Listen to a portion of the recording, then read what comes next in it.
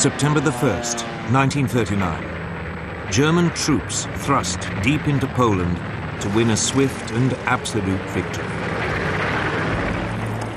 Barely 20 years earlier, their forefathers had also been on the march, but back into their homeland as a defeated army. In November 1918, after 4 years of World War I, Germany's Emperor, Kaiser Wilhelm II, had been forced to abdicate. His armies were being ground down by a remorseless offensive by British, French, and US troops. His people faced starvation. But already, a dangerous myth was taking root. The German generals and troops claimed that they hadn't been defeated in battle, but betrayed by their own cowardly politicians. Even so, at 11 in the morning on November the 11th, 1918, the 11th hour of the 11th day of the 11th month, World War I came to an end.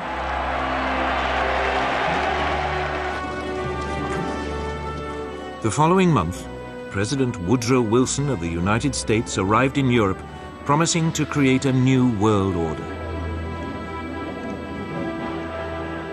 He persuaded the world's leaders to sign up to a new League of Nations.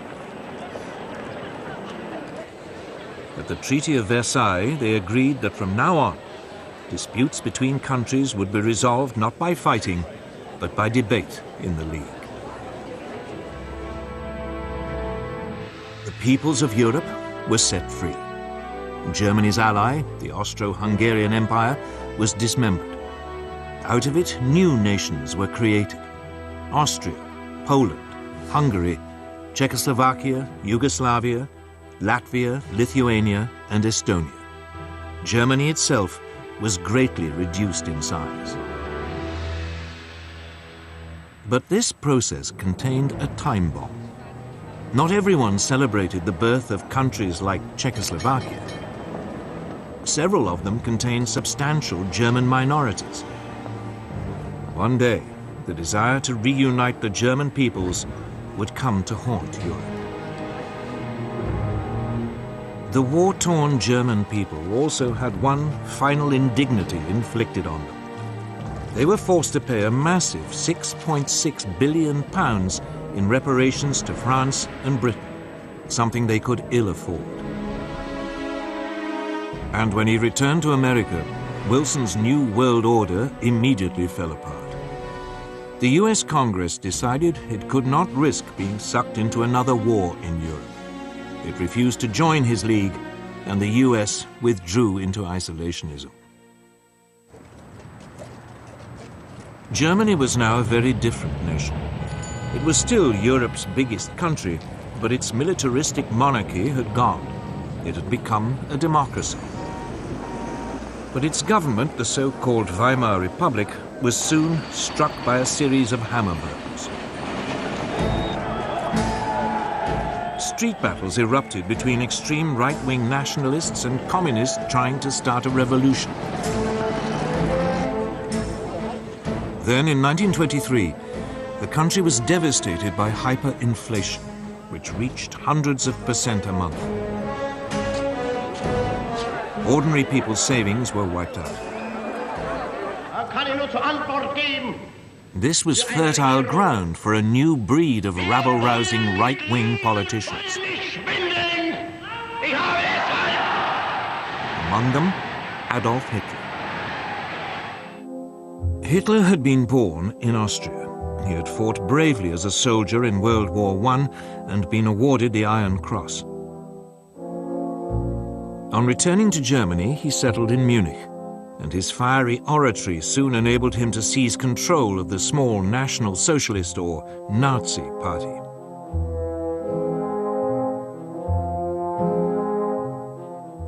In October 1923, Hitler and his henchmen attempted an armed coup against the Weimar government. It failed, and he was sentenced to 9 months. In prison, he wrote a book, Mein Kampf, My Struggle, in which he blamed Germany's ills on the Jews and demanded that it rebuild its strength and seek new territories in the East. On his release, he set about building the Nazis into a proper, disciplined political party. From now on, he would use the democratic system to achieve power. But for the next 5 years, Weimar Germany prospered. Support for extremist parties, left and right, dwindled. Then suddenly, Hitler's opportunity arrived.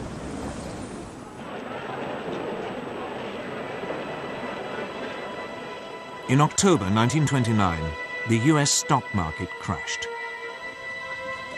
Billions of dollars were lost, and an economic depression swept across the world. Unemployment in Germany soared to over 6 million. Only extremist politicians seemed to offer a solution. Wir haben ein Ziel uns gewählt und verfechten es fanatisch Rücksicht. Politicians like Hitler. By 1931, his Nazis were a true mass movement. And they had their own brown-shirted thugs, the SA stormtroops, who numbered almost 3 million. In the 1932 elections, the Nazis became the largest party in Germany's parliament, the Reichstag. But Hitler refused to join a coalition, leaving parliament paralyzed. To break the impasse, President Hindenburg made him chancellor in January 1933, head of the government.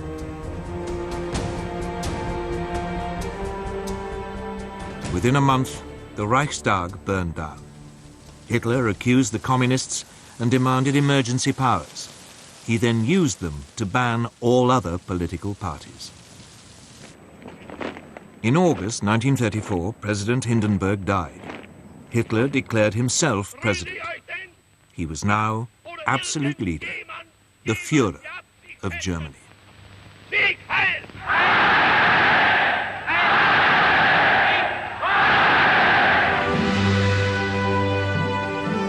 At first, there was little sign of what was to come. For the next 3 years, the Führer concentrated on rebuilding Germany's economy. He spent millions on public works, including the 5,000-mile Autobahn system, to soak up the unemployed. But in secret, Hitler was also spending lavishly on a huge rearmament program. Under the Versailles Treaty, the German army had been limited to 100,000 men. The country was forbidden to have an air force, tanks, or submarines. This small army was trebled in size. Then, in 1935, Hitler came out into the open. He unveiled a brand new air force, the Luftwaffe. It had 2,500 planes, far more than Britain or France. Unemployment plunged, and the Nazis became enormously popular. Now emboldened, the Führer made his first expansionist move. In 1935, he reoccupied the Saarland district on the French border, after it voted to return from League of Nations to German rule. A year later, he sent German troops into the Rhineland, part of Germany which had been demilitarized at Versailles. At the time, many felt that Hitler was only claiming back what was rightfully Germany's. Neither Britain nor France objected.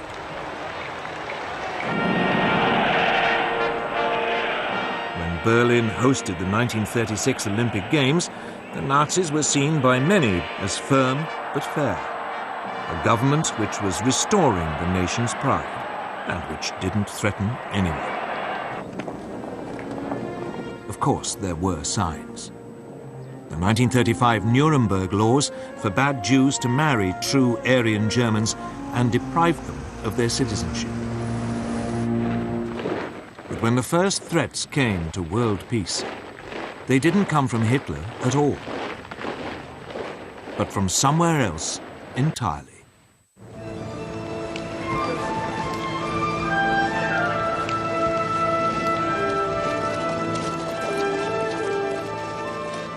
Japan, at the start of the 20th century, was already a military power. It had defeated Russia in a war in 1905, and it had fought alongside the Allies in World War I. After the war, Japan was an acknowledged world power, and it signed up to the League of Nations. But politically, it was a mess of contradictions. Nominally a democracy, the feudal tradition was still strong. Most Japanese revered their emperor as a living god and regarded him as their true leader. And the country faced major economic problems. Its population was exploding. And it had no natural resources to fuel its rapidly expanding industries. Its leaders needed solutions, and they saw them in Chinese Manchuria. Manchuria was a land of rich grain fields, with plenty of coal and minerals. It was a perfect target. Japanese troops were already stationed there. Other possible targets were the colonies ruled by the European powers: Burma, Malaya, and Hong Kong, controlled by Britain, Indochina, ruled by France, and the Dutch East Indies. But at this stage, Japan had to be cautious. It didn't want to rouse the other great power in the Pacific, the United States. For all its anti-imperialist slogans, the US actually ran an unofficial empire in the Pacific. The Philippines, Guam, and several islands were under its direct rule. It undoubtedly had the strength to take on Japan, but since the end of World War I, it had had other distractions.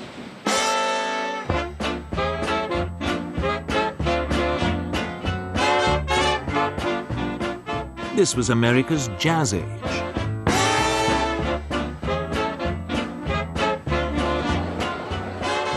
Throughout the 1920s, the nation concentrated on exploiting its vast resources.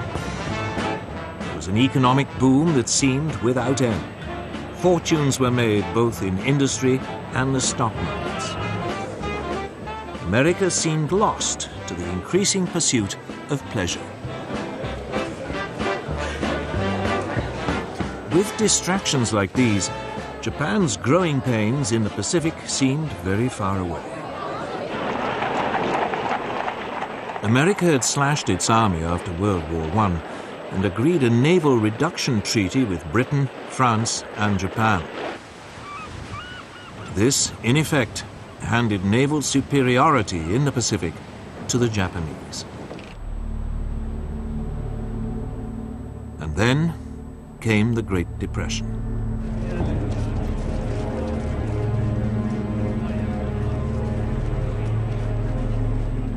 As the economic devastation spread, a quarter of the population lost their jobs. Tens of thousands were made homeless, living in shantytowns. Whereas before it had been distracted by pleasure, now America was distracted by pain. It was time for Japan to make her move.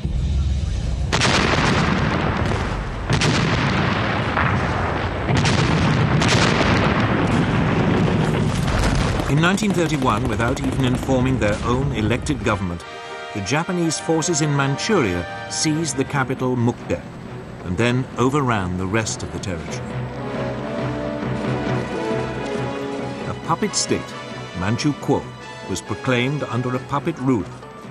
Henry Puyi, the last emperor of China, who had been deposed in 1911, was dragged out of retirement.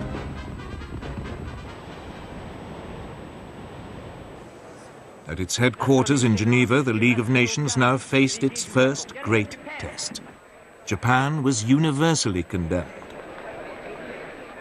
But her response was blunt.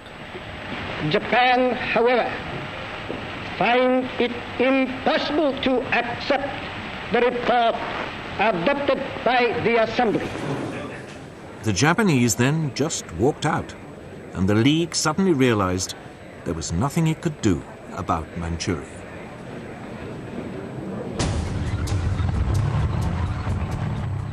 Japan was declared an international pariah, but it didn't care. Its leaders had turned their eyes to further conquests in China. These were easy pickings. China was in a state of chaos. The government of Generalissimo Chiang Kai-shek was locked in conflict with the Chinese Communist Party under Mao Zedong. There was civil war.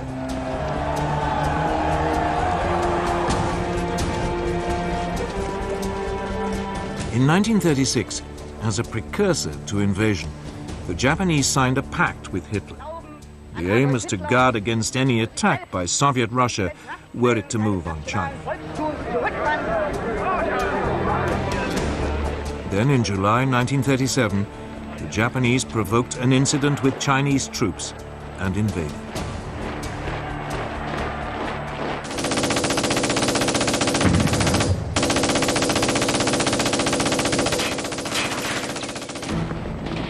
At first, the Chinese were taken by surprise. But they soon fought back fiercely, the communists even joining the Kuomintang in a united front. The Japanese responded with amphibious landings. And by the end of 1937, they had overrun much of northern China and the coast.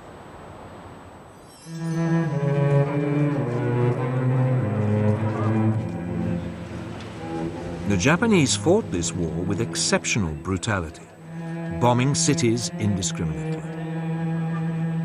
Westerners living in the commercial center, the port of Shanghai, were now evacuated. The city was then besieged for 3 months.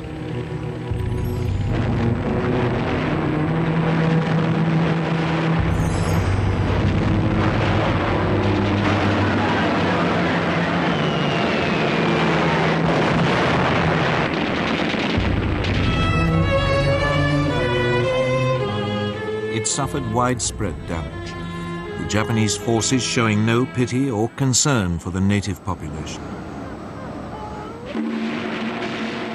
But it was after the capture of Nanking, then the Chinese capital, on December the 17th, 1937, that the Japanese forces really ran amok. Over 300,000 civilians are estimated to have been massacred during a 6-week orgy of rape and indiscriminate killing.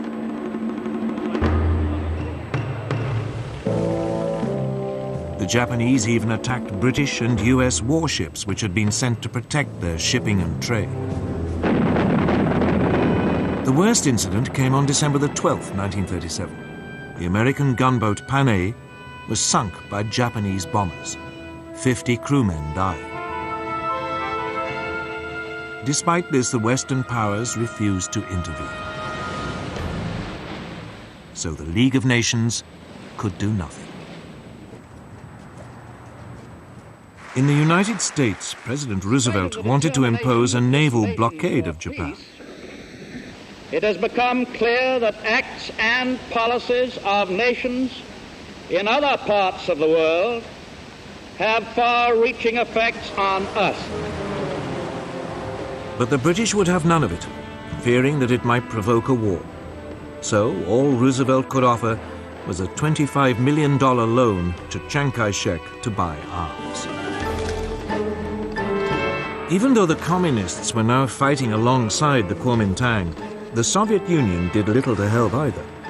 Its only involvement was a series of clashes along its own border with Manchuria. But China itself received nothing. Instead, it had to fight on alone. During 1938, the Japanese overran Canton and pushed the Chinese forces deeper into the west of the country. All the rhetoric of the League of Nations, all those promises to stop international aggression had come to nothing. And by now the Western powers were facing aggression much closer to home. Deve cristallizzare una posizione di potente ingiustizia. Sangue principi che sorgono e che nascono e I principi che declinano, la vittoria è per noi, per I primi. Today, It is easy to laugh at Benito Mussolini, the fascist dictator of Italy. All that posturing seems faintly ridiculous now, but it didn't seem that way in 1922. Back then, Italy had seemed to be on the edge of anarchy.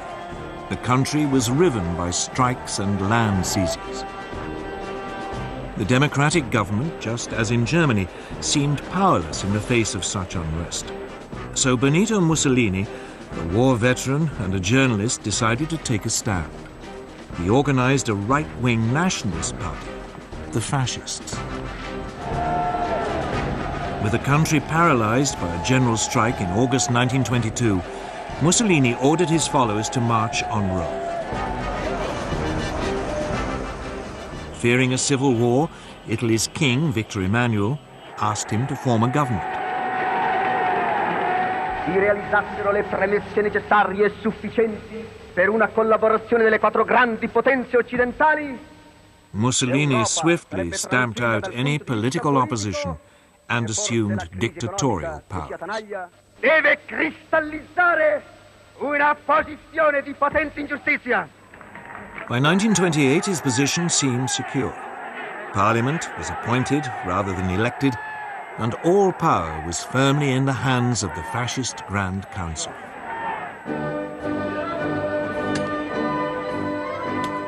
Like Hitler, Mussolini's first acts made him immensely popular. Massive programs of public works provided employment and transformed Italy's infrastructure. Corruption was rooted out and the mafia more or less eliminated. Italy's armed forces were built up, including an advanced modern air force. In the Mediterranean, Mussolini launched a powerful navy, bigger than the combined might of the British and French Mediterranean fleets. When the Great Depression came, Italy seemed to weather it better than most. Mussolini became a source of worldwide inspiration. Political leaders, not least Adolf Hitler in Germany, saw the fascist system as a role model, strong and purposeful, in contrast to the weakness of the democracies in Britain and France. But Mussolini wanted more than adulation. He wanted to recreate the Roman Empire, and he already had a target in mind for his first imperial land grab.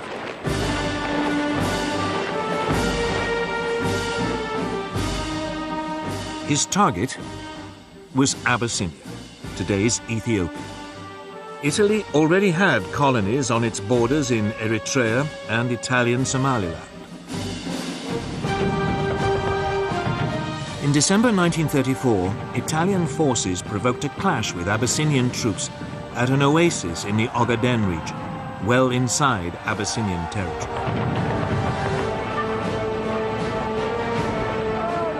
Mussolini then sent reinforcements to Eritrea and Italian Somaliland, demanding that Abyssinia pay reparations.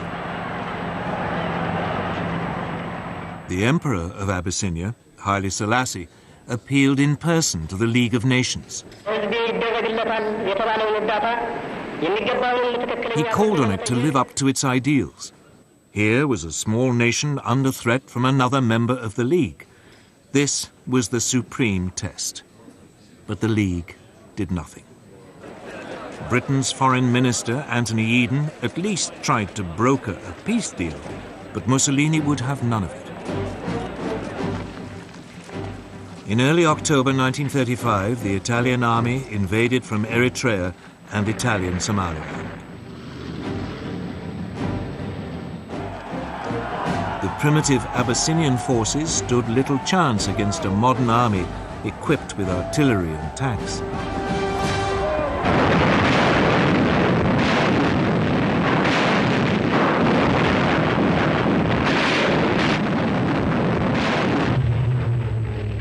The Italian Air Force had total command of the air and harried the Abyssinians, on occasions dropping gas bombs, even though gas had been outlawed at Versailles. as a crime against humanity. After 6 months, Abyssinia was completely overrun. The Emperor Haile Selassie fled into exile in Britain. From its headquarters in Switzerland, the League of Nations wrung its hands. It did impose economic sanctions, but they had little effect. Mussolini's aggression had revealed two things. The League of Nations, that great hope for peace, was impotent. And both Europe's supposed major powers, the democracies Britain and France, no longer had the stomach for a fight.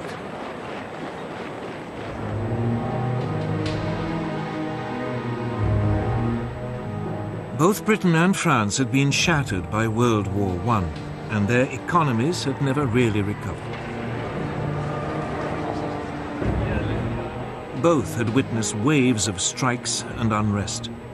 Both had suffered mass unemployment, even before the Great Depression.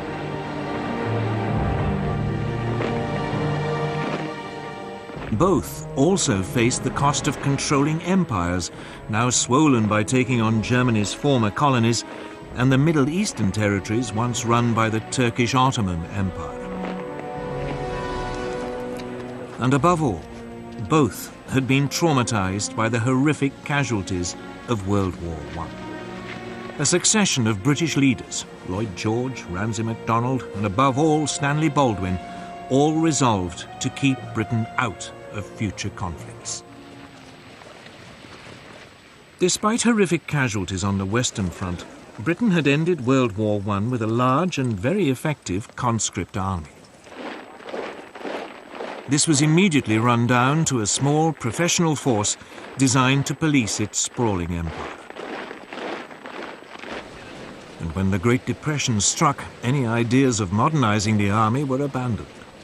It meant that Britain went into the run-up to war economically and militarily weak.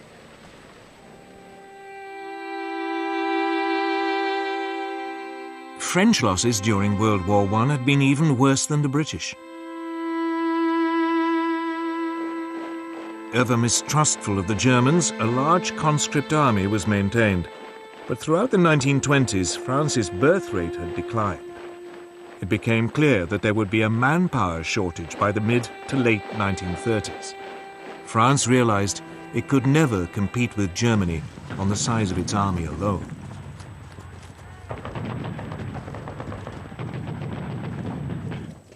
The solution was to adopt an entirely defensive mentality.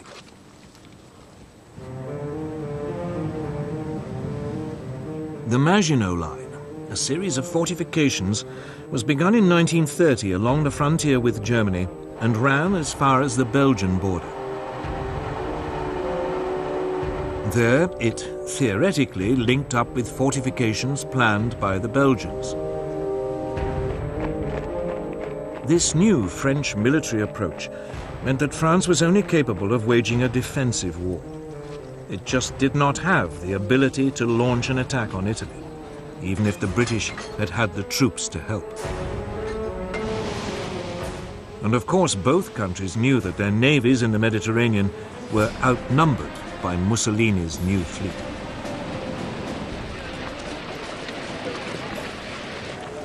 So when Italy conquered Abyssinia, it made sense for both powers to do nothing. It just seemed too remote, too much someone else's problem.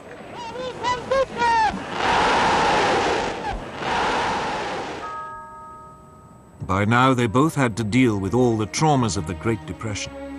That seemed so much more pressing. And above all, they were now faced with a military threat far closer to home. A resurgent and rearming Germany. And Germany's power, and that of Italy too, was soon about to be demonstrated in supporting the rise of another dictator in Spain.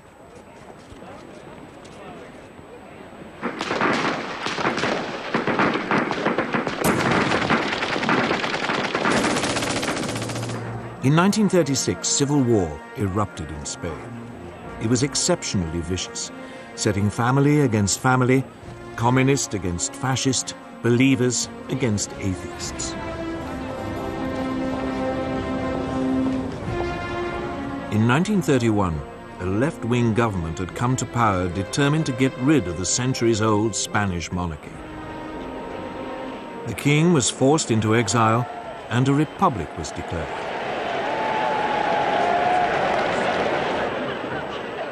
In February 1936, the parties of the left combined in a popular front to take on the forces of the right in a general election.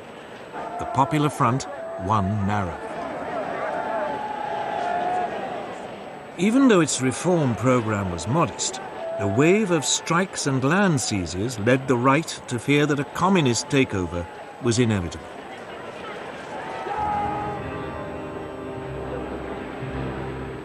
Within the Spanish army, long a bastion of conservative and Catholic thinking, senior officers began to consider the possibility of a coup. Among them was General Francisco Franco, a former chief of staff who had been effectively exiled to command Spain's forces in the Canary Islands.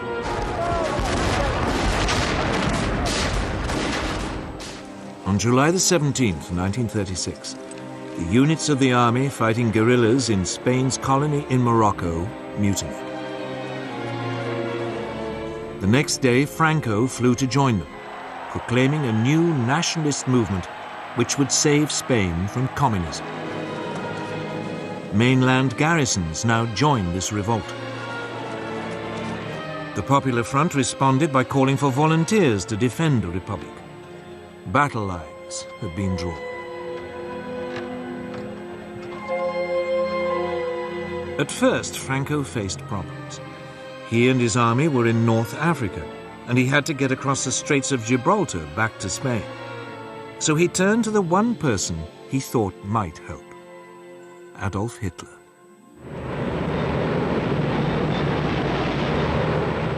Within a month, transport aircraft from Hitler's new Luftwaffe had begun an airlift, taking Franco's battle-hardened veterans over to southern Spain.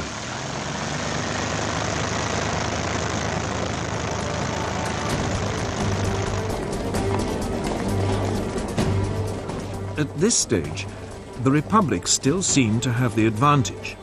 The pro-Franco military uprisings in Madrid and Barcelona were quickly crushed, leaving it in control of most of the east of the country.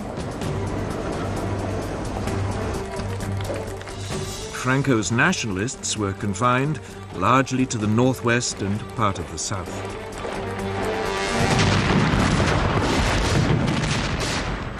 But the nationalist situation was transformed when Hitler and Mussolini started to pour in troops and weapons.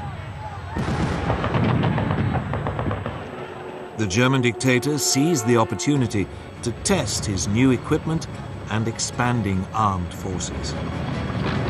The first panzer tanks were sent, along with some 12,000 troops. And the Luftwaffe deployed its Condor Legion, with its ultra-modern new bombers and fighters.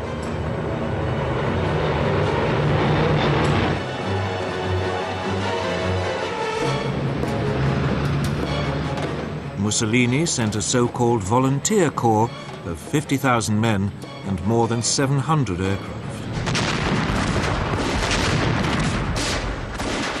In vain did the Republicans appeal to Britain, France, and the Soviet Union for help. But London and Paris were scared of setting off a European war. They declared a policy of non-intervention. Cynically, both Germany and Italy signed up to this. But when it became obvious that they were still sending arms to the nationalists, Joseph Stalin, the Soviet leader, announced that he would help the Republic. Stalin's worry was the rise of fascism in Germany. Hitler had made it abundantly clear that he believed communism to be Nazism's ultimate enemy. Stalin saw the Spanish conflict as a way of keeping Germany and Italy occupied while building up the Soviet Union's military strength. About 700 military advisors were sent, along with tanks and fighter aircraft. It was something, but no match for the support Franco had received. In fact, the largest source of outside help for the Republic didn't come from a country at all, but from volunteers, the international brigades. About 30,000 left-wing Americans, British, French and Germans signed up to fight in Spain.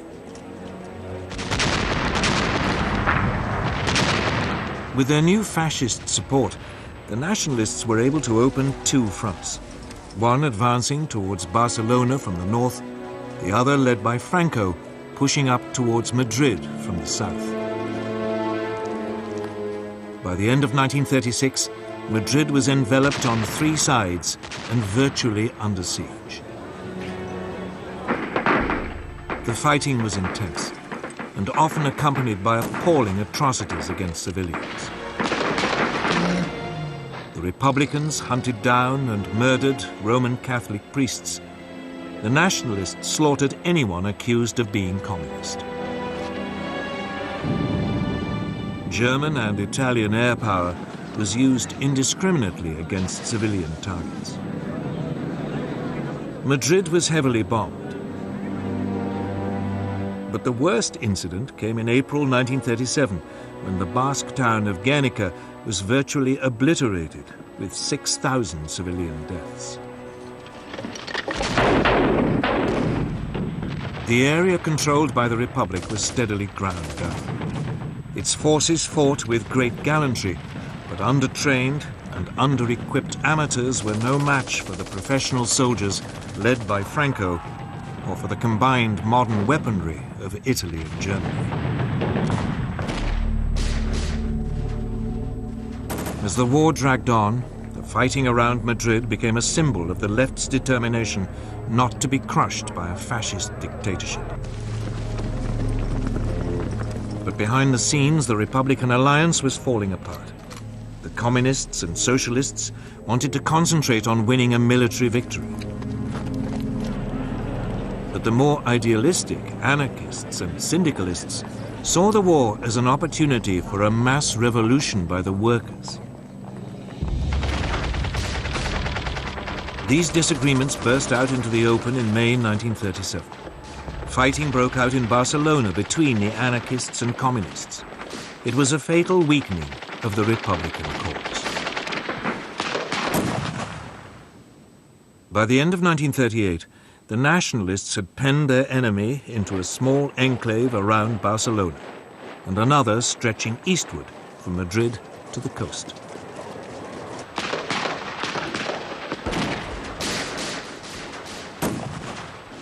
Madrid continued to hold out, but the international brigades were withdrawn.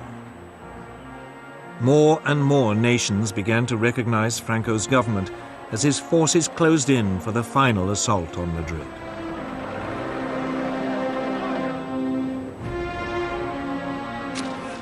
At the end of March 1939, its defenders, exhausted after nearly 3 years of fighting, the capital finally surrendered.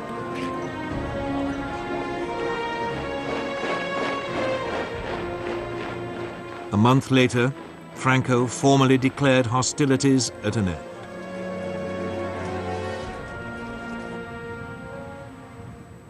The scars of Spain's civil war took years to heal, and in some ways, they never have.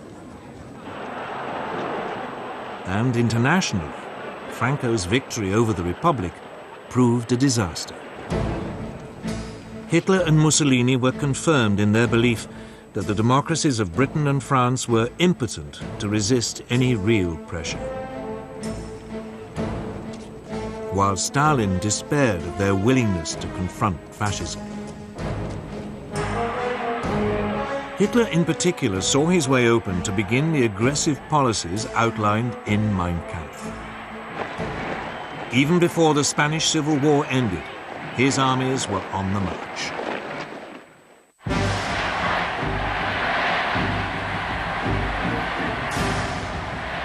From the moment he became Chancellor of Germany on January the 30th, 1933, Hitler had begun to put his long-term ambitions into action. On February the 3rd, he told his top commanders that his ultimate aim was to conquer territory in the east and ruthlessly Germanize it. They were instructed to prepare for a massive expansion. Although Germany had been forbidden tanks, a secret treaty with the Soviet Union in 1923 had allowed the development of tank designs and experimentation with new mobile armored tactics. Energetic young German officers like Heinz Guderian read the theories of British thinkers like Basil Liddell Hart and Colonel John Fuller. They even watched exercises being carried out by the British during the 1920s on Salisbury Plain. It was from these that they came up with the idea of fast-moving units combining tanks, artillery and infantry that could thrust fast and deep into enemy territory. Hitler adopted their ideas with enthusiasm. The new army was to have 3 panzer divisions. Similarly, the new Air Force, the Luftwaffe, under former World War I fighter ace Hermann Göring, had had a framework to build on. Throughout the years in which its Air Force was officially banned, Germany had kept up its design skills by building civilian machines, and gliding and flying clubs provided a reserve of potential aircraft. Hitler revealed the existence of the Luftwaffe in March 1935. He then announced that the army was to be increased to 300,000 men and conscription was reintroduced. Britain and France protested feebly at this flagrant breach of the Versailles Treaty. But soon they reluctantly and slowly began to rearm.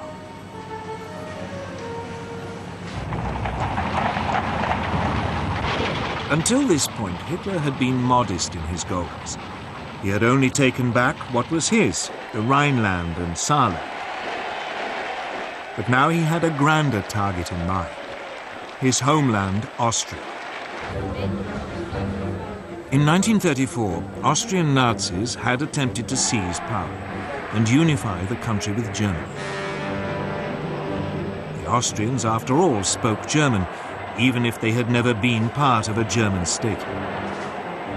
In February 1938, another Nazi plot was discovered. Austrian Chancellor Kurt von Schuschnigg protested to Hitler.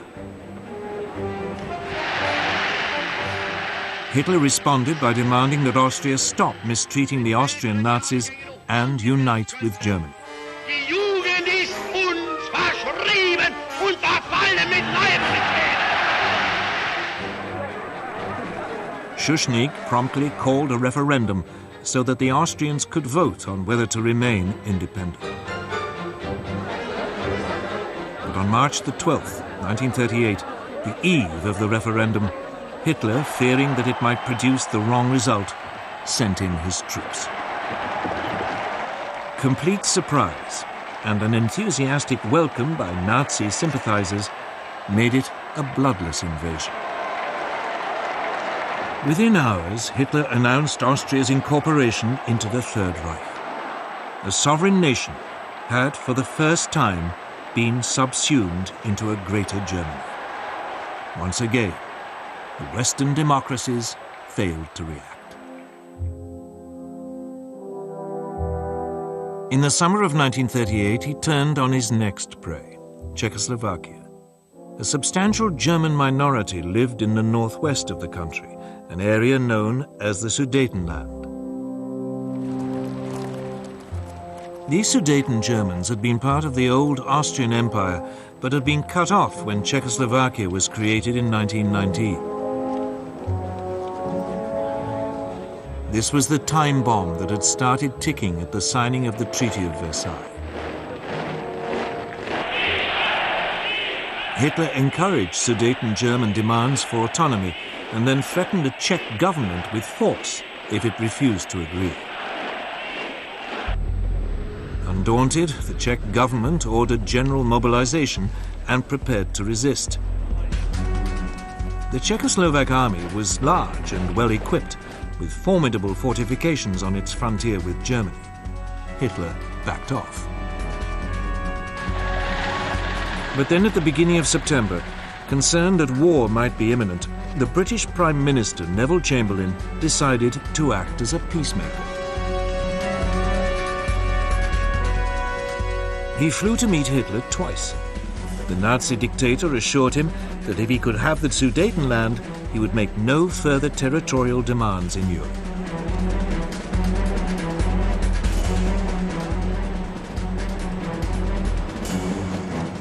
In Munich, on September the 29th, 1938, with Mussolini acting as mediator, France and Britain signed an agreement giving the Sudetenland to Germany in return for a formal declaration by Hitler that he had no more territorial ambitions. Chamberlain flew back to Britain waving the piece of paper which he claimed guarantees peace in our time. And so, on October the 1st, German troops occupied the Sudetenland and seized the Czech frontier fortifications. Hitler now began sizing up his next target, Poland. Eine große Nation muss dauernd zusehen, wie gegen Recht und vertragliche Bestimmungen Angehörige Blut. Again, the nominal cause was a German minority marooned as a result of the Versailles Treaty. Hitler demanded the return of the port of Danzig to German control, so that East Prussia could be linked up with the rest of Germany. The Poles refused, and Hitler hesitated. He was not quite ready for all-out war, and he had unfinished business with Czechoslovakia. In March 1939, the eastern part of the country, Slovakia, which was ethnically different to the Czech lands, appealed to Hitler for help in achieving greater independence. Hitler summoned the Czechoslovak Prime Minister Emil Hácha to Berlin and browbeat him into putting his country under German protection.